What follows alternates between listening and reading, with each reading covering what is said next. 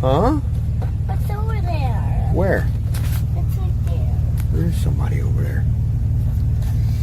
They ain't supposed to be in our woods. Who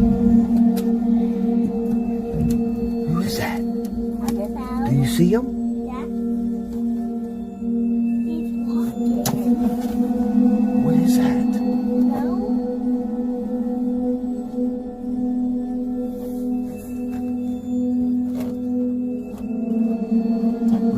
Man, we gotta... Alright, hey, let's go up here and we'll turn around, alright?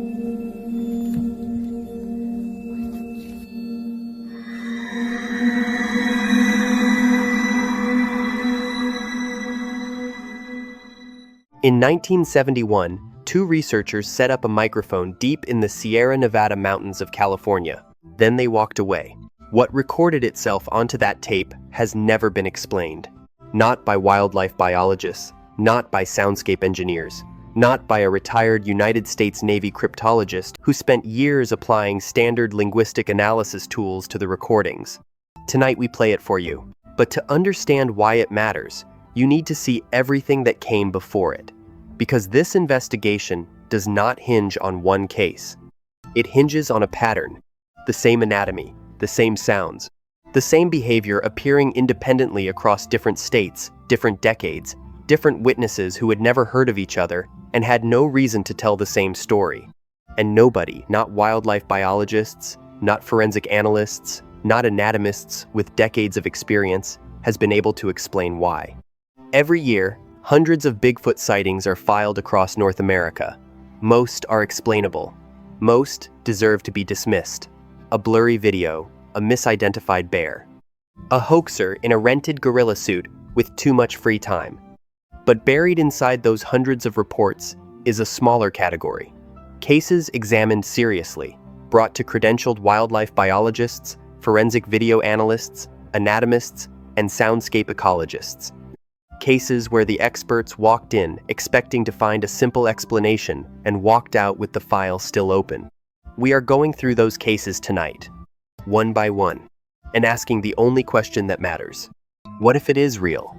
May 2012, Torreya State Park, near Quincy, Florida. Retired Army Ranger Jake Holt and his son Marcus are deep inside the park, not for recreation. They have been following Bigfoot reports in this region for 3 years. The indigenous people who inhabited this land long before any camera existed called it the Esti Kapkaki, the tall man, protector of the forest. Reports of this creature go back not decades, but centuries. Tonight, they brought a military-grade thermal imaging camera, the kind used by law enforcement to track heat signatures in complete darkness. Around midnight, something started moving in the dark around them. Not an animal rooting through brush.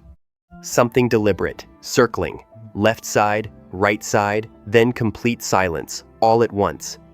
Jake raised the camera toward the tree line. A shape was watching from behind a trunk. Then it moved. A bipedal figure crossed an open gap between the trees, fast, purposeful, radiating heat in a single continuous signature from head to feet. No cold patches. No breaks in the thermal signal anywhere on its body. The obvious explanation: a person. But when analysts slowed the footage frame by frame, something immediately did not fit. Human clothing traps heat unevenly. Any fabric, a jacket, a shirt, even thin cotton creates distinctly cooler patches that any thermal camera immediately detects. This figure had none. Not anywhere, not even slightly. Which meant one of two things.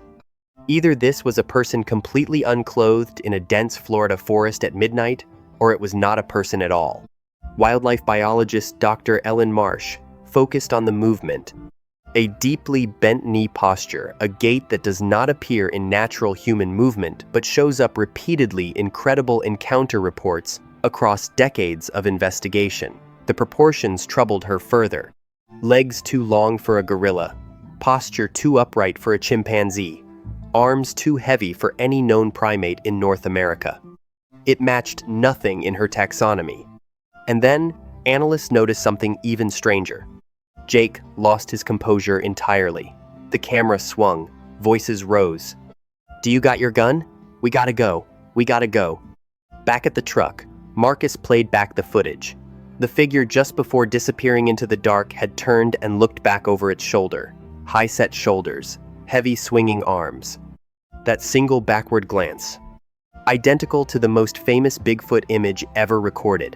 The look-back frame from a 1967 film shot in California. 2 pieces of footage, 35 years apart.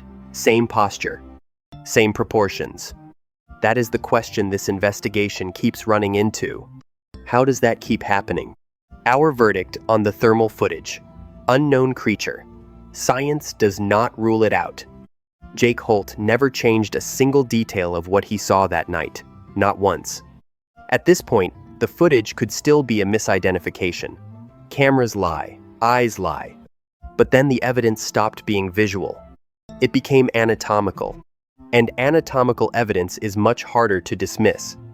Former U.S. Forest Patrolman Ray Connor walks into the Blue Mountains of Washington State in 1991 and finds something that reshapes the next 5 years of his life.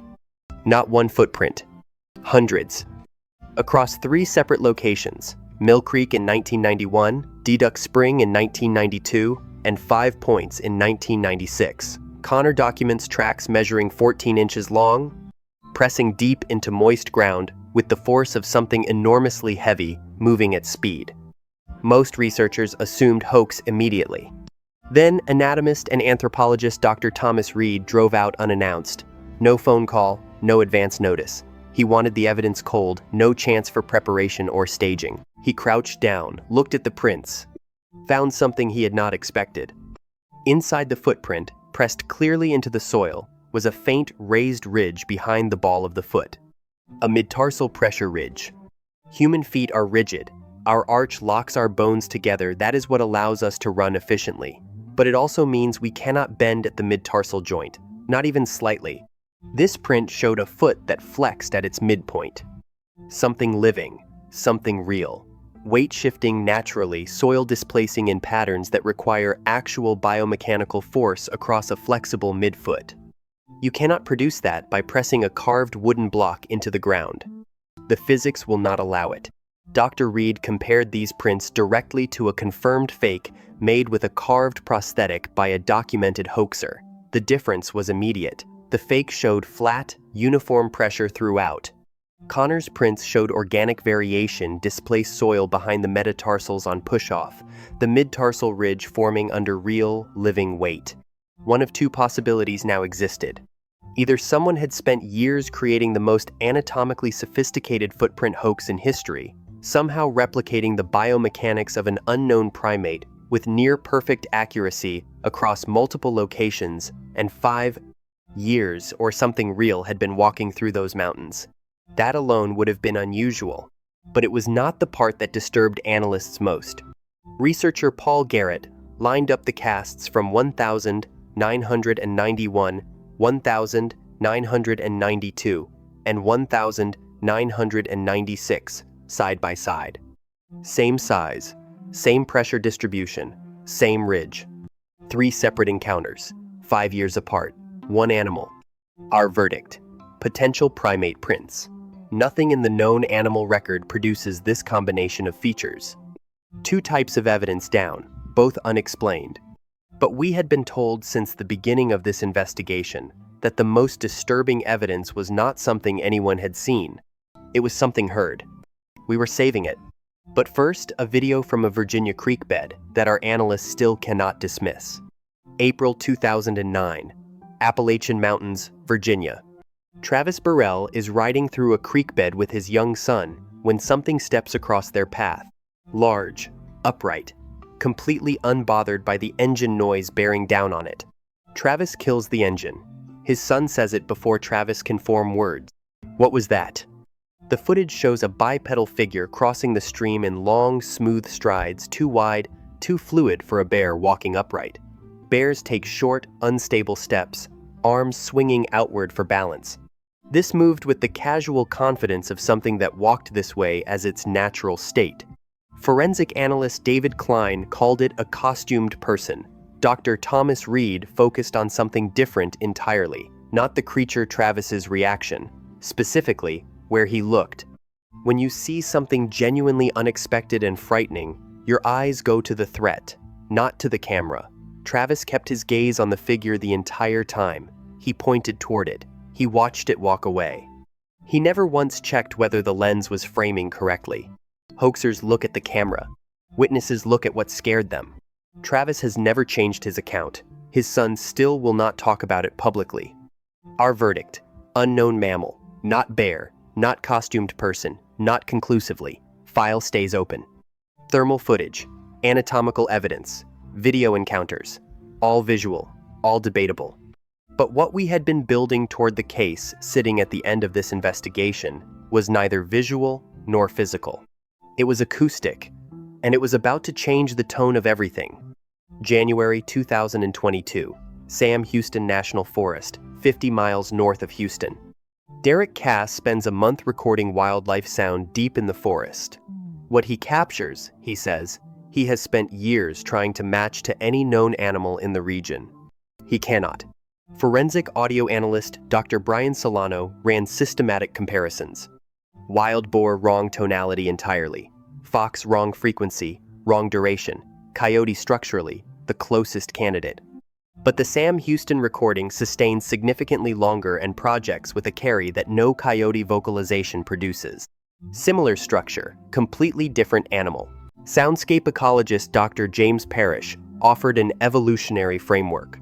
Large male orangutans possess extended laryngeal air sacs that function as biological amplifiers, allowing calls to carry across miles of dense forest to find mates or warn territorial rivals.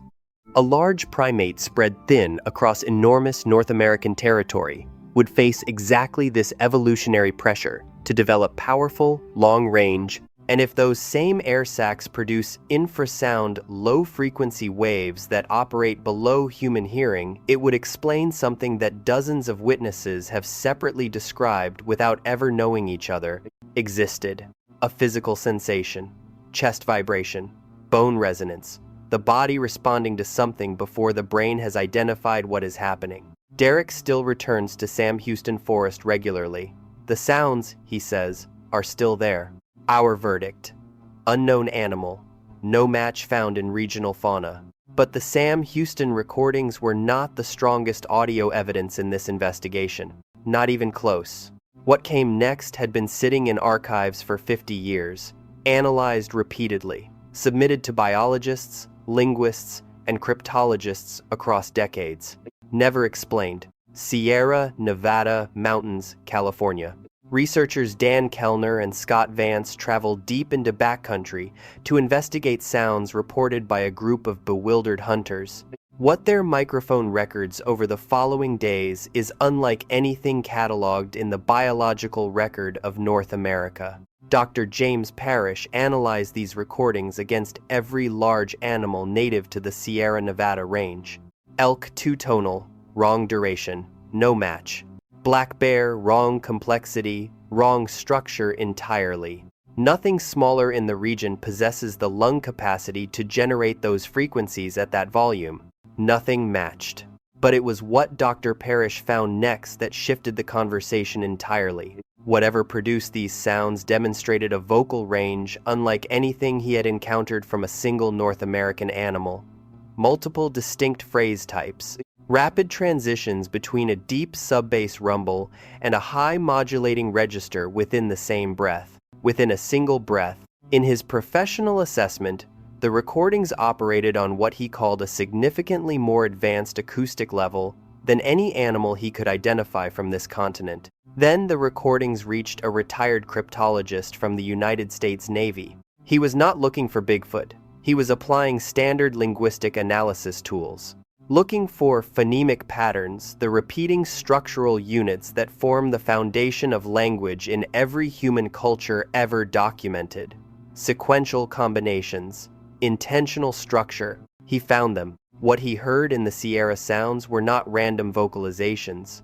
They were structured sequences, patterns that repeated across sessions, combinations that followed internal logic. In his assessment, the fundamental architecture of communication, not an agitated animal, deliberate, patterned exchange. Scott Vance, one of the original researchers, had spent days during the recording sessions responding to the sounds. calling back into the dark forest, testing whether whatever was out there would answer. It did, consistently, back and forth, for days.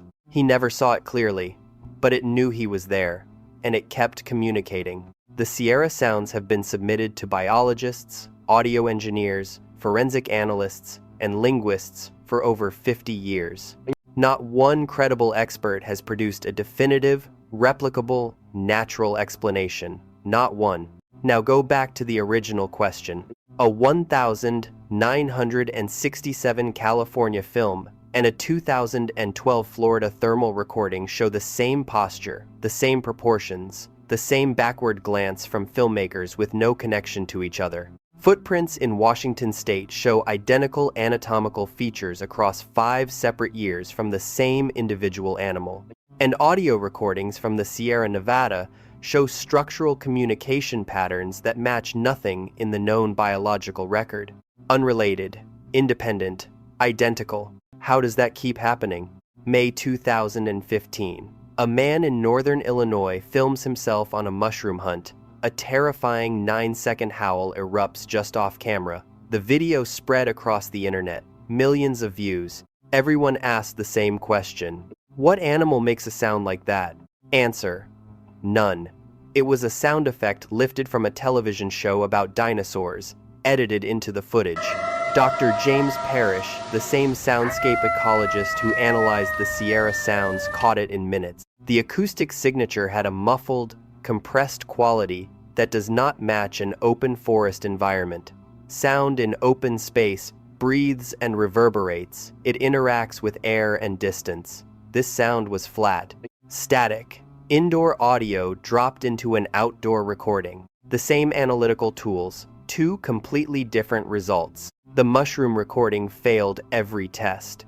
The Sierra sounds passed them all. This is the most important methodological point in this entire investigation. Hoaxes are common. Some are convincing. The only thing that separates credible evidence from manufactured noise is systematic, rigorous analysis applied without agenda. That is what separates the cases in this video from the hundreds we did not include.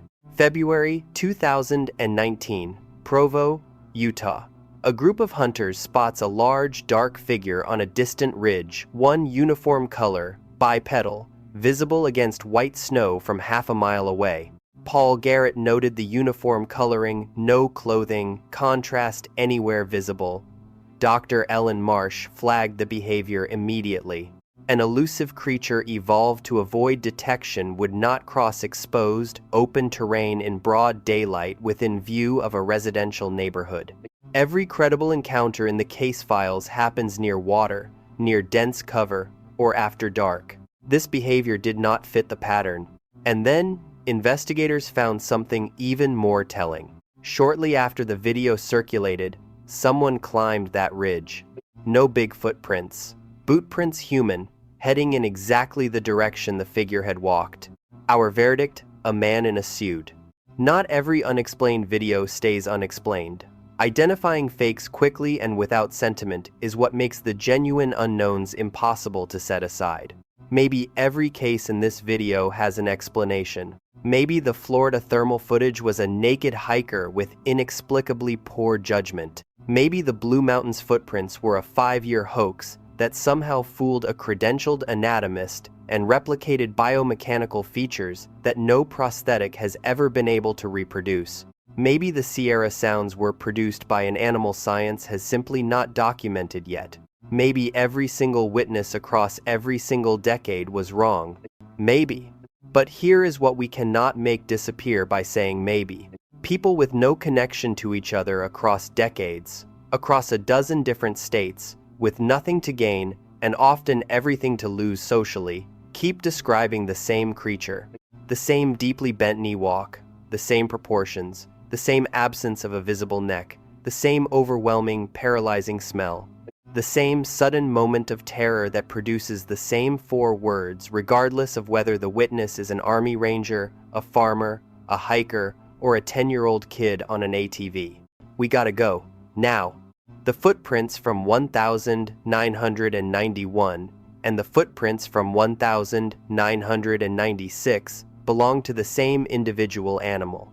The thermal footage from Florida echoes a film from California shot before Marcus Holt was born. The Sierra sounds contain structural communication patterns that a trained cryptologist spent years with and never resolved. The evidence does not accumulate randomly.